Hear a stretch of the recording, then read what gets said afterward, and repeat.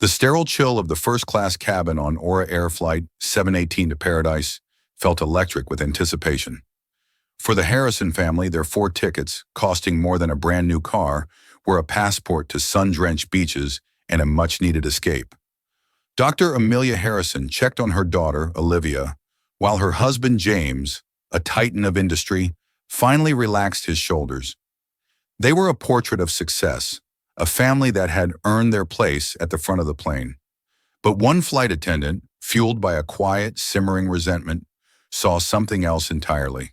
In less than 20 minutes, she would make a decision that would not only shatter this family's dream vacation, but detonate a karmic explosion that would obliterate her own career and shake an entire airline to its very foundations. Stay with us as we unravel the shocking story of how a routine flight turned into a corporate nightmare. The journey began as all luxury experiences are designed to, with an illusion of seamless perfection. The Aura Air first-class lounge at JFK International Airport was an oasis of muted tones, hushed conversations, and the gentle clinking of porcelain on saucer. James Harrison watched his 2 children, 10-year-old Olivia and 7-year-old Leo, their faces pressed against the panoramic window overlooking the tarmac. For them, the massive Boeing 777 being prepped for their flight was a metal giant, promising adventure. For James, it represented a brief, precious ceasefire in the relentless war of corporate life. He was the founder and CEO of the Harrison Group, a sprawling private equity firm that had started 2 decades ago with a prayer and a second mortgage. Now it was a behemoth with interests in technology, real estate, and, most recently, transportation. He was a man accustomed to control, to seeing 10 steps ahead on a global chessboard. But today he was just a dad, wearing a comfortable navy polo shirt instead of a tailored suit, his mind blissfully empty of quarterly reports and market fluctuations. His wife, Dr. Amelia Harrison, a respected pediatrician with a practice that served some of New York's most vulnerable communities, sat beside him, a medical journal resting unread in her lap. Her gaze was soft as she watched their children. "Think they'll have the good ice cream sundaes this time, James?" she murmured, her voice a warm counterpoint to the lounge's cool ambiance. "For what we paid for these seats, Amelia, they should be carving the ice cream out of a glacier and flying it in fresh," he joked, squeezing her hand. The boarding call for Flight 718 to Providenciales, Turks and Caicos, was announced with a polite chime. The Harrison family, holding boarding passes for seats 1A, 1B, 2A, and 2B, were among the first to proceed down the jet bridge. They were greeted at the aircraft door by 2 flight attendants. The first, a younger man with a bright, welcoming smile, directed them towards their suites. The second, a woman in her late 40s with blonde hair pulled back in a severe bun and a name tag that read Karen, offered a smile that didn't quite reach her tired, pale blue eyes. Her gaze flickered over the family, a micro-expression of something unreadable, appraisal perhaps, or mild surprise, before settling into a mask of professional courtesy. As the family settled into their spacious pods, the initial sense of excitement began to percolate. Leo was already exploring the features of his seat, making it recline and straighten with delighted gasps. Olivia, the more reserved of the 2, carefully arranged her tablet and a well-loved paperback on the side table. Amelia, ever the physician and mother, took a moment to speak to the younger flight attendant who came by to offer pre-departure beverages. "Excuse me," she began with a warm, non-confrontational smile. "I just wanted to make you aware that our daughter Olivia, in 2A, has a severe peanut allergy. We have her EpiPens, of course, but could you please confirm that no loose peanuts or snacks with peanuts will be served in the cabin today?" The flight attendant, whose name was Mark, nodded immediately, his expression serious and understanding. "Of course, ma'am. I will personally double-check with the purser and ensure the entire crew is aware. We take allergies very seriously. Can I get you all something to drink? We have champagne, orange juice, sparkling water." "Orange juice for the kids, and I'll have some water, thank you," Amelia replied, relieved by his professionalism. As Mark left to fulfill the request, Karen Miller, the senior flight attendant, passed by their row. She had overheard the exchange, and a flicker of irritation crossed her face, so fleeting that only a man like James, trained to read the subtle tells in a high-stakes negotiation, would have noticed it. To her, the request, though polite, sounded like a demand. It was the tone she'd come to associate with the new money passengers in first class, the ones who thought their ticket price entitled them to re-engineer the entire flight service around their whims. Karen had been flying for 22 years. She'd seen the industry change from the glamorous days of Pan Am to the cost-cutting, efficiency-driven machine it was now. She felt stuck, her career plateaued, serving people whose vacation budgets dwarfed her annual salary. Over the years, a quiet bitterness had taken root, a resentment that she carefully concealed behind a veneer of polished service. She held a particular unspoken prejudice for people of color who occupied these premium seats. In her twisted internal logic, she saw them as affirmative action hires or lottery winners, not people who had earned their place through merit. The Harrison family, with their quiet confidence and casual elegance, triggered every one of her deeply buried, ugly biases. She approached Amelia, her professional smile stretched a little too tightly across her lips. "I understand you have a concern about peanuts," she said, her voice a little louder than necessary. "As you know, we cannot guarantee a completely nut-free environment as other passengers may bring their own snacks on board." "Of course, I understand that," Amelia replied, her tone still perfectly calm. "We're not asking for a guarantee. We are simply asking that the airline refrain from serving any products containing peanuts as part of its own service. It's a fairly standard request we make on every flight." Karen's smile tightened further. "I am aware of the policy. Mark is handling it." She turned away before Amelia could respond, leaving a subtle chill in her wake. James put a calming hand on his wife's arm. "It's fine, honey. The other attendant is on it." But he had seen it. The dismissive tone, the condescending explanation of a policy they already understood. It was a small thing, a minor professional discourtesy, but it was a discordant note in the otherwise perfect symphony of their departure. Outside the window, the ground crew was pulling away the last of the equipment. The cabin door was about to close. The gilded cage was sealed, and inside it, a storm was brewing, invisible to everyone but the two people who were about to become its unwilling center. The aircraft pushed back from the gate with a gentle lurch, and the safety video began to play on the high-definition screens. Leo was mesmerized by the animated figures, while Olivia, ever the diligent rule follower, watched with rapt attention. James and Amelia exchanged a small, contented smile. The brief, unpleasant interaction with Karen was already fading, an insignificant blip they were willing to forget in anticipation of the turquoise waters awaiting them. Once the plane reached its cruising altitude of 35,000 feet, the seatbelt sign pinged off and the cabin crew began their service. Mark, the friendly flight attendant, came by first, kneeling slightly to speak to Olivia directly. "Hi, Olivia. I'm Mark. I just wanted to let you know personally that we've made sure there are no peanuts in any of the snacks we're serving in first class today, so you can relax and enjoy the flight." Olivia gave him a shy, grateful smile. "Thank you." The gesture was precisely the kind of thoughtful service Aura Air prided itself on, and Amelia felt her earlier tension dissolve completely. The family ordered their meals, and the first hour of the flight passed in a pleasant haze of quiet activity. James reviewed a few documents on his tablet, Amelia read her journal, and the kids watched a movie together, sharing a set of headphones. The inciting incident, when it came, was small and innocuous. It began with a bowl of mixed nuts. Not peanuts, but warm cashews, almonds, and pecans, a standard part of the first-class service. Karen was serving the passenger across the aisle, a portly businessman in seat 1D. As she placed the ramekin on his tray table, a few stray almonds tumbled onto the plush carpeting in the aisle. She didn't notice, or perhaps didn't care enough to retrieve them. A few minutes later, Olivia, needing to use the restroom, slipped out of her seat. In the slightly dimmed cabin, she didn't see the nuts on the floor and stepped on them, the crunch audible in the quiet cabin. She thought nothing of it and continued to the lavatory. When she returned, however, she began to feel an odd, itchy sensation on the sole of her foot. "Mommy," she whispered, tugging on Amelia's sleeve. "My foot is really itchy." Amelia's maternal and medical instincts fired simultaneously. She helped Olivia take off her shoe and sock.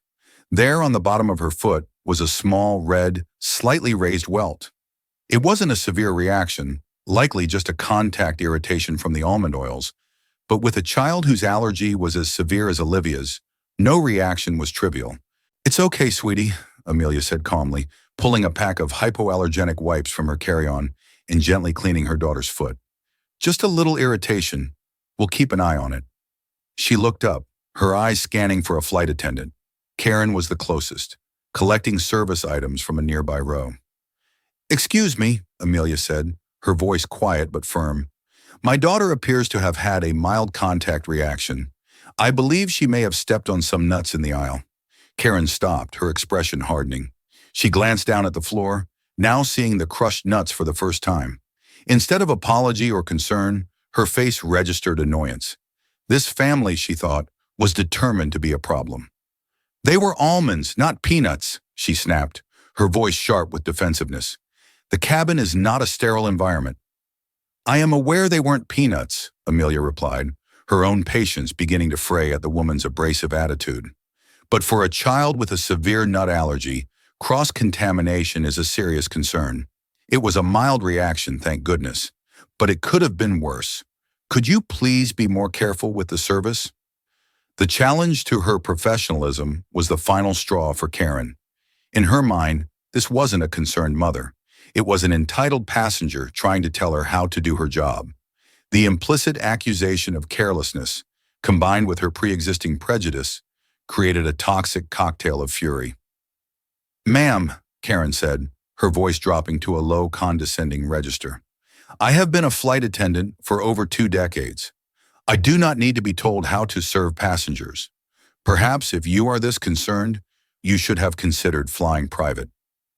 The sheer audacity of the comment stunned Amelia into a moment of silence. James, who had been observing the escalating tension, put his tablet down. His voice when he spoke was dangerously calm. "That was an entirely inappropriate and unprofessional thing to say." Karen turned her glare on him. She saw a black man in a polo shirt questioning her authority. She didn't see the CEO who could buy and sell the very plane they were sitting in. She saw a threat. "Sir, this is a matter of cabin safety," she said, nonsensically invoking a phrase she knew would get attention. "Your wife is creating a disturbance and making accusations against the crew." "My wife," James said, his voice like ice, "is a doctor who is calmly addressing a legitimate health concern for our child, a concern that was prompted by your carelessness. You are the one escalating this situation." The confrontation had now drawn the attention of the few other passengers in the cabin. The businessman in 1D peered over his seat with interest. Mark, noticing the tense standoff from the galley, began to walk over. But Karen was in too deep. She felt her authority being challenged, her long-held prejudices validated. She saw an opportunity not just to win the argument, but to exert the ultimate power her uniform afforded her. "Sir, I'm going to have to ask you to lower your voice," she lied, as James hadn't raised his at all. "You're becoming aggressive. You are a threat to the safety of this flight." It was a preposterous accusation, a wild leap of logic fueled by malice. Amelia gasped, shaking her head in disbelief. "Aggressive? He's been perfectly calm. You are the one being hostile." "That's it," Karen declared, her eyes gleaming with a strange, triumphant fire. She turned on her heel and marched directly toward the cockpit. "I'm informing the captain that we have a non-compliant and aggressive passenger in first class. We have a security situation." James and Amelia looked at each other, their hearts sinking. They were trapped at 35,000 feet with a flight attendant who was not just rude, but seemingly unhinged. She was weaponizing her authority, twisting a simple, polite request into a federal offense. The vacation was over before it had even begun. The turbulence they now faced had nothing to do with the weather, and everything to do with the unchecked prejudice of one woman in a position of power. The cockpit door opened and closed, sealing Karen Miller inside with the flight's 2 pilots. In the cabin, a thick, anxious silence descended. Mark, the junior flight attendant, approached the Harrisons, his face pale with distress. "Mr. and Mrs. Harrison, I am so sorry," he whispered, wringing his hands. "I don't know what happened. I saw the whole thing. You weren't aggressive at all." "Thank you," James said, his jaw tight. He was already running through scenarios, calculating the potential fallout. He knew how these situations could be spun, A flight attendant's word against a passenger's was often given undue weight, especially when racial bias was an unspoken variable. His primary concern was his children. Olivia was now crying silently, shaken by the conflict. Leo looked confused and scared, sensing his parents' distress. Amelia was focused entirely on her daughter. "It's okay, baby," she soothed, stroking Olivia's hair. "Mommy and Daddy will handle this. Everything is going to be okay." But as she looked at her husband, she saw a frustration so profound it was almost a physical weight. They had done everything right. They had been polite, calm, and reasonable. And yet, here they were, being painted as a threat. After what felt like an eternity, but was likely only 5 minutes, the cockpit door opened again. Karen emerged, her face a mask of vindicated authority. She did not look at the Harrisons. Following her was Captain Richards, a man in his late 50s with a stern, wary face that suggested he had little patience for drama in his cabin. He stopped in the aisle, his body language immediately creating a barrier. He addressed James, not as a valued customer, but as a problem to be managed. "Sir," the captain began, his voice flat and official, "I've been informed by my lead flight attendant that you and your family have been causing a continuous disturbance since boarding, and that you became verbally aggressive with my crew." James stared at the captain, incredulous. "Captain, that is a complete and utter fabrication. We made a simple, polite request regarding our daughter's severe food allergy. Your flight attendant, Ms. Miller, was dismissive, rude, and escalated the situation entirely on her own. We have not been disruptive in any way. In fact, another member of your crew can corroborate that." He gestured towards Mark, who stood nervously near the galley. Captain Richards barely glanced at Mark. His mind was already made up. He had a senior crew member with over 2 decades of experience, telling him there was a security threat in first class. He had a flight to get to its destination on time. The path of least resistance was clear. De-escalation meant removing the alleged source of the problem. "Sir, I'm not going to debate this with you mid-flight," the captain said dismissively. "Ms. Miller is one of my most experienced attendants. I trust her judgment. She has reported that she feels unsafe with your presence on this aircraft.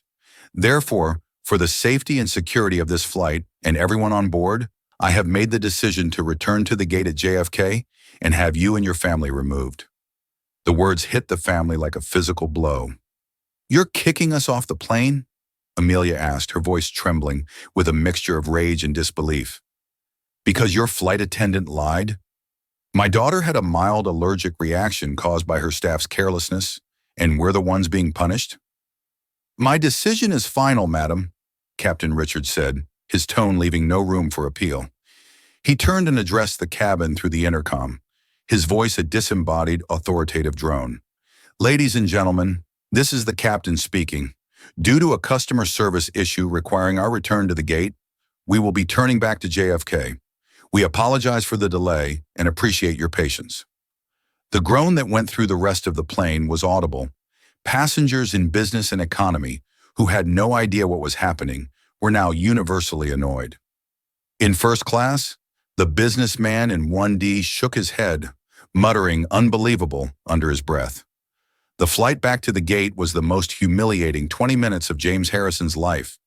He was a man who commanded boardrooms, who negotiated billion-dollar deals, who was respected by industry leaders and politicians.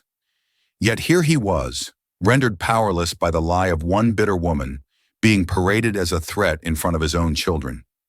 He held his family close, whispering reassurances to them, but inside a cold, hard anger was solidifying into something he hadn't felt in years, a resolve for absolute accountability.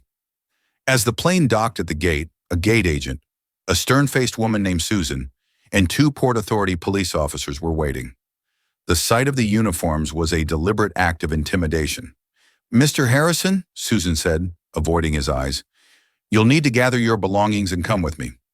Karen Miller stood at the front of the galley, pointedly looking away, a small, smug smile playing on her lips. She had won. She had identified a problem, taken control, and eliminated it.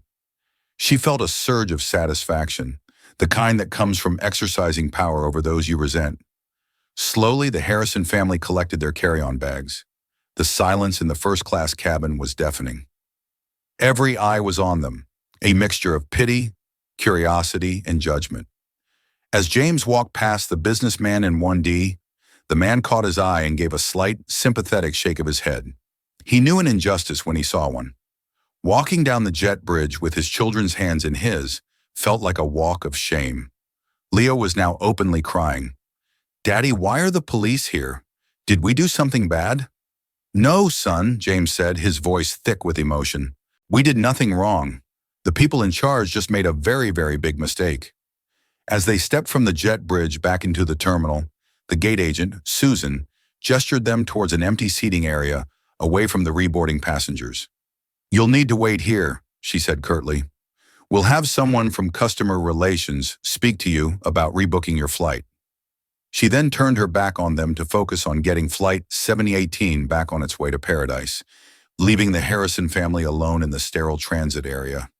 Their dream vacation shattered, their dignity assaulted, and their luggage still on a plane heading to an island they would not be visiting. They were abandoned, humiliated, and wrongly accused. For Karen Miller and Captain Richards, the problem was solved. For James Harrison, the real work was just beginning. The fluorescent lights of the terminal seemed harsh and unforgiving after the muted luxury of the first-class cabin. The ambient noise of airport announcements, rolling suitcases, and distant conversations swirled around the Harrison family, who sat in a small, isolated cluster of vinyl chairs. Olivia had cried herself into an exhausted sleep, her head resting in Amelia's lap. Leo was slumped against his father, his earlier fear replaced by a sad, weary confusion. Amelia was incandescent with rage. "This is insane, James. It's a lawsuit. It's defamation. It's discrimination. We have to do something. We can't let them get away with this." James said nothing for a long moment. He watched the gate, where the last of the passengers for Flight 718 were reboarding. He could see the gate agent, Susan, speaking animatedly with a colleague, likely recounting her version of the dramatic deplaning. He felt a profound, glacial anger, but it was focused, not chaotic. He wasn't thinking about lawsuits or public outrage. He was thinking about structure, about accountability, about the chain of command. He was thinking like a CEO. He pulled out his phone. It was a sleek, unassuming device, but it held more power than anyone in this airport terminal could possibly imagine. He scrolled through his contacts, past the names of senators, tech billionaires, and international financiers, until he found the one he was looking for. Richard Sterling, chairman. He stood up and walked a few paces away, turning his back for a semblance of privacy. He pressed the call button. The phone rang twice before it was answered. "James, what a surprise. I thought you'd be halfway to Turks and Caicos by now," came the booming, friendly voice on the other end. Richard Sterling was a lion of the aviation industry, the long-serving chairman of the board for a massive holding company called Global Wings Consortium. "We hit a snag, Richard," James said, his voice devoid of its usual warmth. The change in tone was immediately apparent. "A snag? What's wrong? Is your family okay?" "The family is fine. Humiliated, but fine," James said. He then proceeded to recount the events of the last 2 hours with cold, emotionless precision. He left out no detail. The polite request, Karen Miller's immediate hostility, the fabricated accusation of aggression, Captain Richards' refusal to listen, and the final indignity of being escorted off the plane by police as if they were criminals. As he spoke, the silence on the other end of the line grew deeper, more profound. When James finished, Richard Sterling didn't speak for a full 10 seconds. When he did, his voice had lost all its earlier joviality. It was the voice of a chairman who had just been handed a lit stick of dynamite. "James, are you telling me that the crew of an Aura Air flight, our flight, removed you and your family from the plane?" There was a subtle emphasis on the word "our," and in that emphasis lay the twist that would turn this entire situation on its head. "That's exactly what I'm telling you, Richard," James replied. "The flight number was 718? From JFK?" Richard asked, the sound of furious typing now audible in the background. "Correct. It should be pushing back from the gate any second now, if it hasn't already." "Not if I have anything to say about it," Richard growled. Stay where you are, James. Don't talk to anyone from the airline until you hear from me. I'll call you back in 5 minutes. The line went dead. James walked back to his family. Amelia looked at him, her eyes questioning. Who was that? Richard Sterling, he said simply. Amelia's eyes widened. She knew who Richard Sterling was. He was an old friend and mentor of James's from his early days in finance, a man James deeply respected. But it was the professional connection that mattered now. 3 months prior, the Harrison Group had quietly and strategically executed its largest acquisition to date. It hadn't made mainstream news as the deal was complex, buried under layers of holding companies and subsidiaries. They had acquired a 51% controlling stake in Global Wings Consortium. Global Wings Consortium owned a portfolio of transportation and hospitality brands. Their flagship asset, their crown jewel, was a luxury airline they had purchased 2 years ago, an airline called Aura Air. James Harrison was, for all intents and purposes, the new silent majority owner of the very airline that had just kicked him off one of its planes. He hadn't announced it publicly yet, preferring to observe the company's operations from a distance before making any sweeping changes. He had planned to meet with the board, including Richard, after his vacation. It seemed that timeline had just been dramatically accelerated. Meanwhile, in a penthouse office overlooking downtown Chicago, Richard Sterling was unleashing a controlled hurricane. His first call was to the Emergency Operations Center for Aura Air. "This is Richard Sterling," he announced, bypassing all pleasantries. "Get me the Chief Operating Officer on the line. Now." Within 30 seconds, the COO, a man named Frank Williams, was on the line, his voice flustered. "Richard, what's going on?" "Frank, what the hell is happening at JFK on Flight 718? Richard demanded. "Why was James Harrison and his family just ejected from that plane?" The silence from the COO was deafening. He had no idea. An incident report about a disruptive passenger had likely been filed, but it wouldn't have reached his desk for hours, if ever. The name James Harrison, however, he knew very well. He knew him as the man who had just bought a controlling stake in his entire company. "James Harrison?" Frank stammered. "Our new—" "He was on 718? "Yes, Frank, he was. And my understanding is that your captain and crew, based on the word of one flight attendant, treated him and his family like common criminals and threw them off the flight. So I want you to do 2 things. First, you are to ground that plane. Do not let it take off. If it's pushed back, call it back to the gate. I don't care what it takes. Second, I want you to get the JFK station manager on the phone and tell him to find Mr. Harrison wherever he is and to begin groveling. I will be on the next flight to New York. You should be too, because we, Frank, are in the middle of a 5-alarm corporate fire, and the man who owns the fire department is the one we just sprayed with gasoline." Richard hung up, his heart pounding. He looked out his window at the city below, but all he could see was the impending implosion at a gate in JFK. The call had been made, the chain reaction had begun, and the lives of Karen Miller, Captain Richards, and the entire management team at Aura Air were about to be irrevocably changed. On board Flight 718, an uneasy sense of relief had settled over the first-class cabin crew. The problem had been removed. Karen Miller was in the galley, calmly preparing for the second beverage service, a faint, triumphant smirk on her face. She felt vindicated. She had stood her ground, followed procedure, or at least her interpretation of it, and protected her cabin. Captain Richards had taxied the plane back onto the runway and was waiting in line for clearance from air traffic control. To him, it was a frustrating but necessary delay. The paperwork would be annoying, but he felt secure in his decision. The safety of the flight was paramount, and a senior flight attendant's report of an unsafe feeling was all the justification he needed.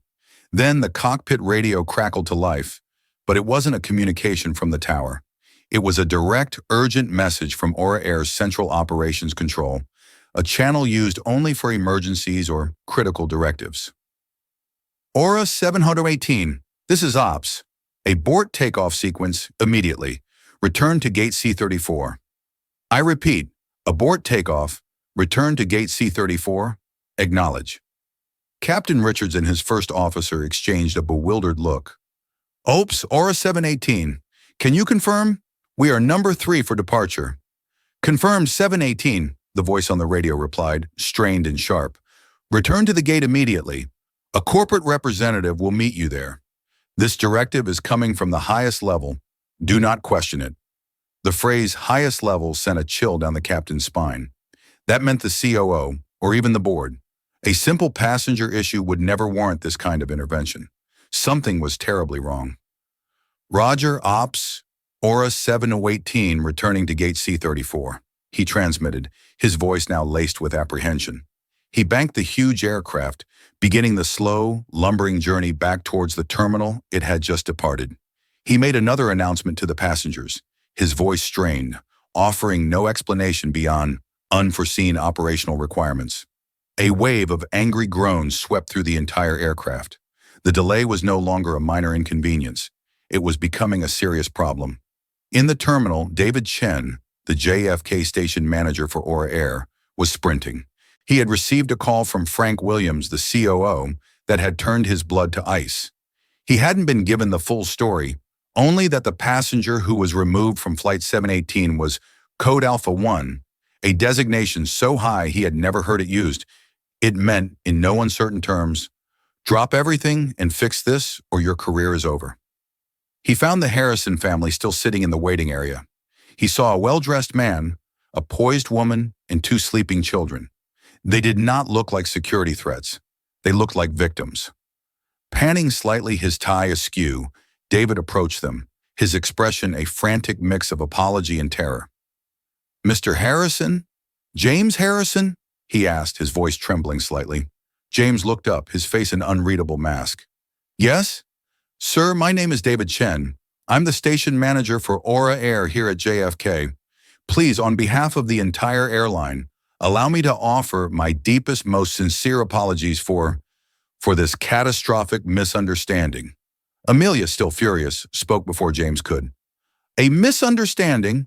We were publicly humiliated, accused of being aggressive, and removed from our flight in front of our children. That's a bit more than a misunderstanding, Mr. Chen." "Yes, ma'am. You are absolutely right," David said, nodding vigorously, sweat beading on his forehead. "There is no excuse. None.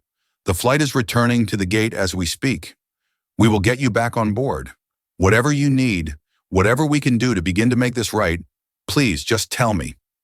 James held up a hand. "Getting back on that plane is not our primary concern right now.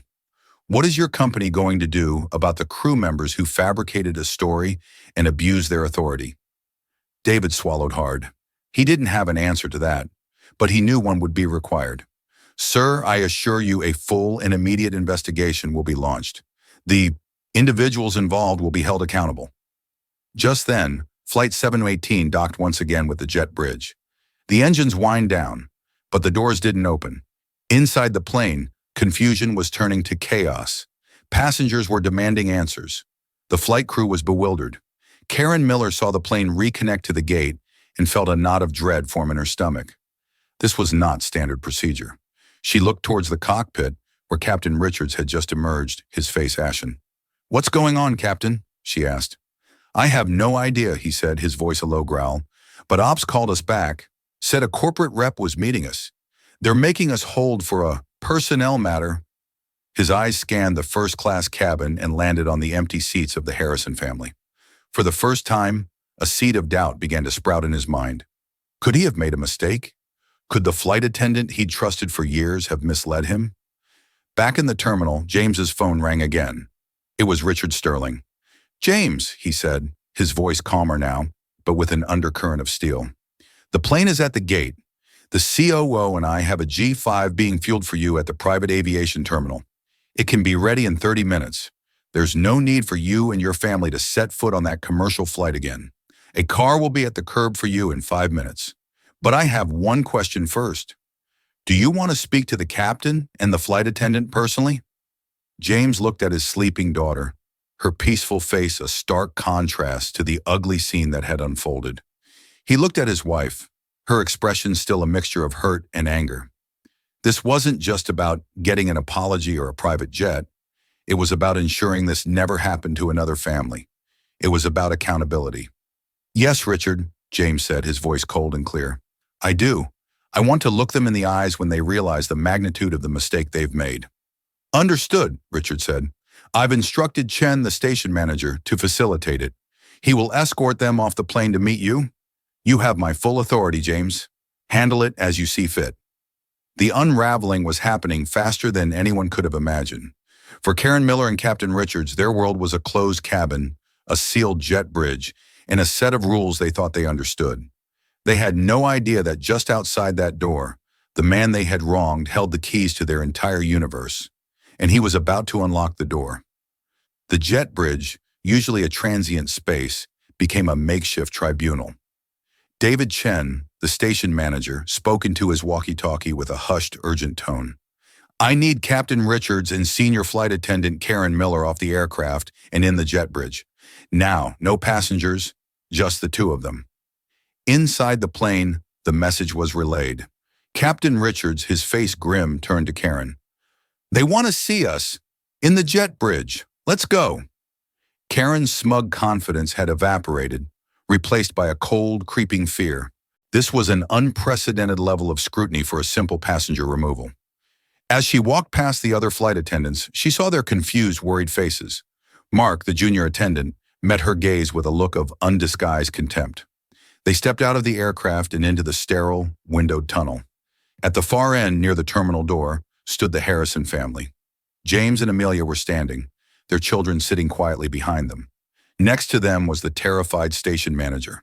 The sight of the family they had ejected, now the apparent center of this corporate maelstrom, was profoundly disorienting. Karen's mind raced, trying to make sense of it. Were they politicians? Celebrities? Why was the airline bending over backwards for them? As they approached, James Harrison stepped forward, his movements calm and deliberate. He stopped a few feet from them. His expression was not one of explosive anger, but of something far more chilling: disappointment and profound authority. Captain Richards, Ms. Miller, he began, his voice echoing slightly in the enclosed space. Do you know who I am? Captain Richards, still clinging to the remnants of his authority, answered stiffly. You are the passenger we removed from Flight 718 due to a safety concern reported by my crew. That's what I was, James corrected him gently, but it is not who I am. My name is James Harrison. I am the founder and CEO of the Harrison Group. The name didn't seem to register with Karen, but she saw Captain Richards' eyes widen almost imperceptibly. He was a business news junkie. He knew the name. The Harrison Group was a major player, a name that appeared in the Wall Street Journal with regularity. James continued, his gaze fixed on Karen, whose face was beginning to show the first cracks of panic. You suggested, Miss Miller, that if we were so concerned about our daughter's health, perhaps we should have flown private. It was an interesting piece of advice. So interesting, in fact, that I've just accepted my friend Richard Sterling's offer to use his private jet for the remainder of our journey. He paused, letting the words hang in the air. Richard Sterling is the chairman of Global Wings Consortium.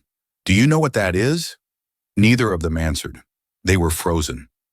It is the parent company, James explained, his voice as sharp and clean as breaking glass, that owns Aura Air. And 3 months ago, my firm, the Harrison Group, acquired a controlling interest in Global Wings, which means, for all intents and purposes, I own this airline. You are standing on my property in a jet bridge connected to my airplane, after having kicked my family, the owners, off of our flight. The revelation detonated in the silence of the jet bridge. Captain Richards swayed slightly, as if he'd been physically struck.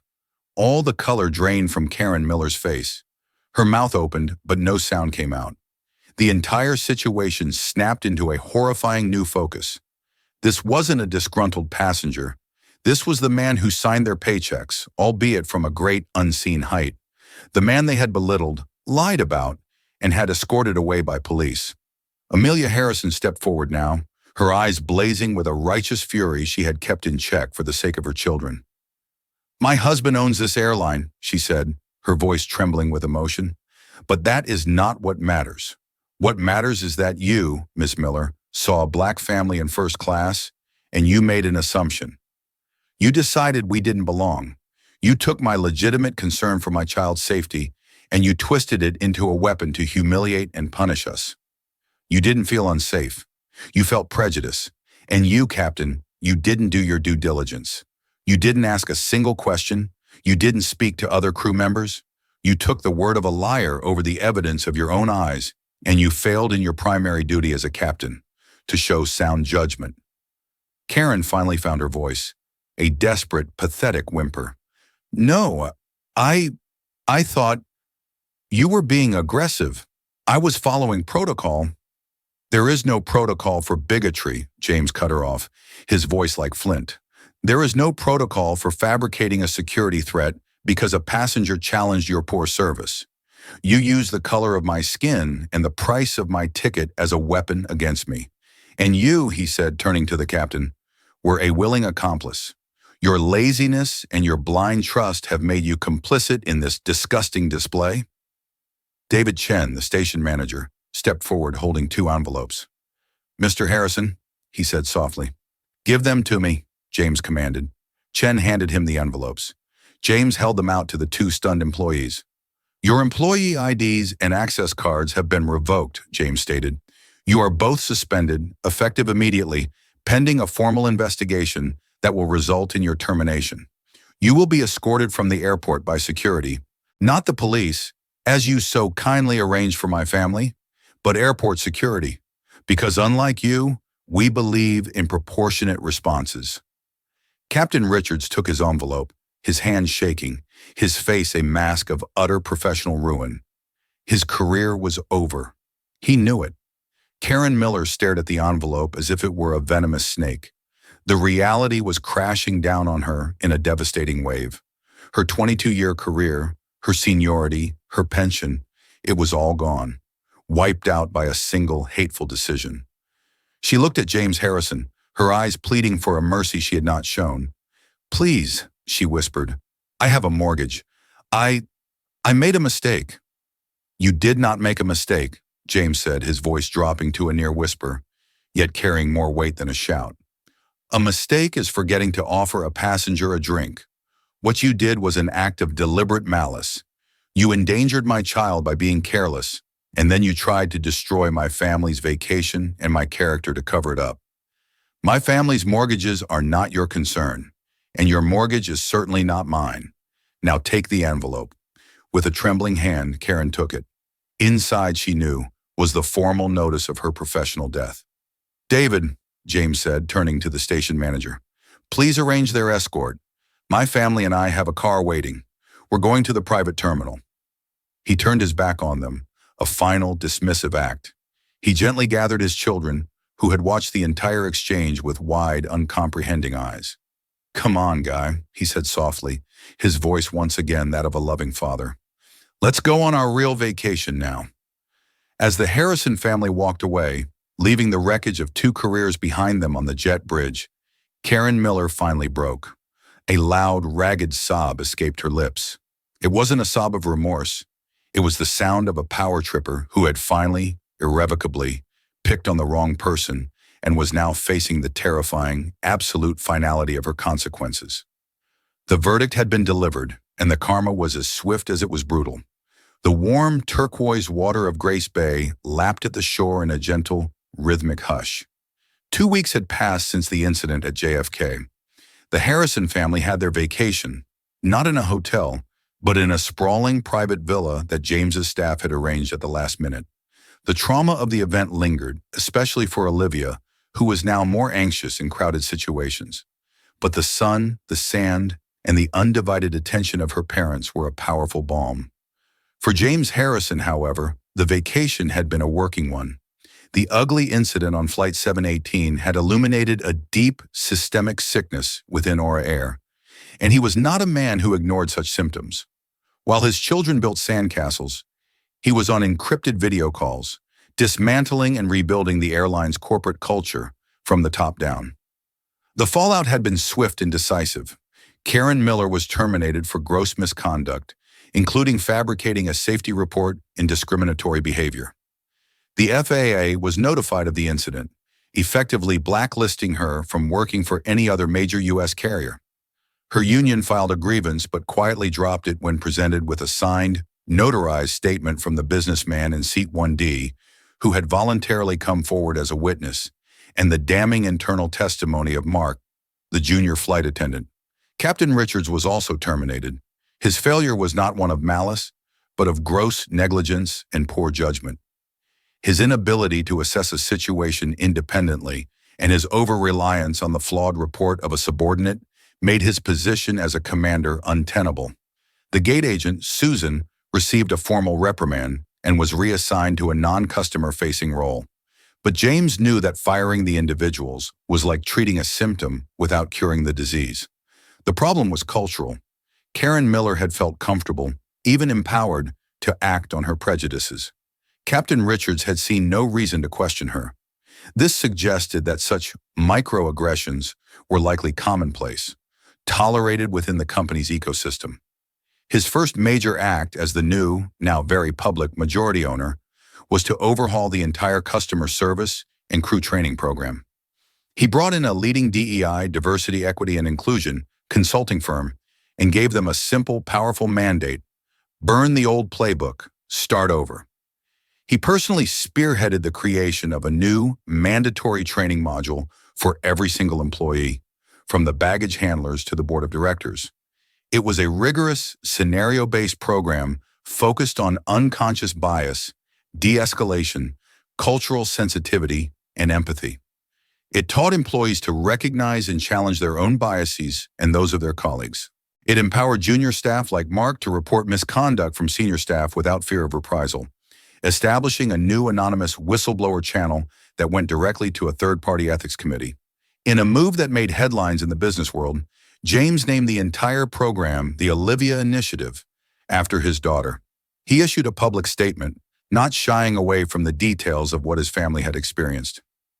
"My daughter's allergy was the catalyst," he wrote in an op-ed published in the New York Times.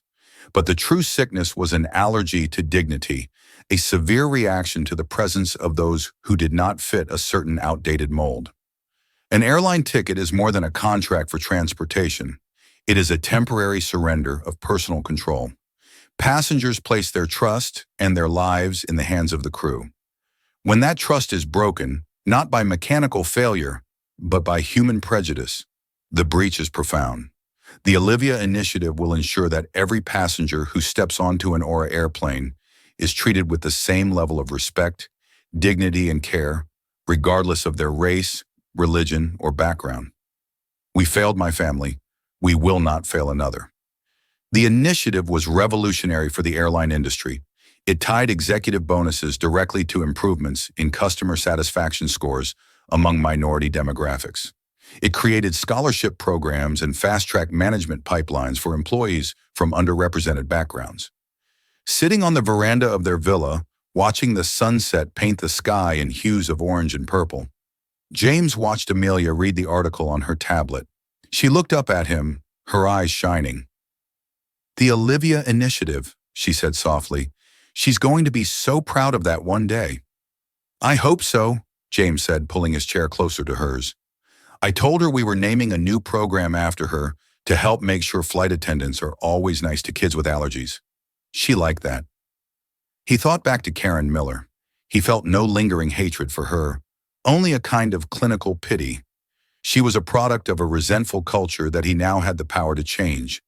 Her personal karma had been her own doing, a self-inflicted wound. His responsibility, his karma, was different.